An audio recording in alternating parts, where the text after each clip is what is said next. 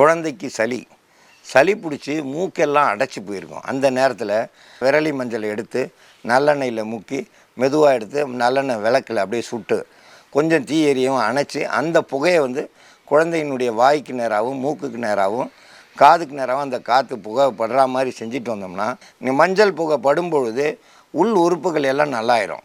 காதுக்கு நேராக அந்த புகையை காட்டும்போது காதில் உள்ள அடைப்பு சரியாகும். மூக்குக்கு நேராக காட்டும்போது மூக்கில் இருக்கிற அடைப்பு சரியாகும். வாய்க்கு நேராக காட்டும்போது தொண்டைக்குள்ளே இருக்கிற அந்த அடைப்புகள் விலகிடும். இந்த விலகும்போது குழந்தைக்கு அந்த மூச்சு அடைப்பு சளி எதுவுமே இருக்காது. இது ஒரு சிறந்த முறை. இந்த முறையை பயன்படுத்துவோம்.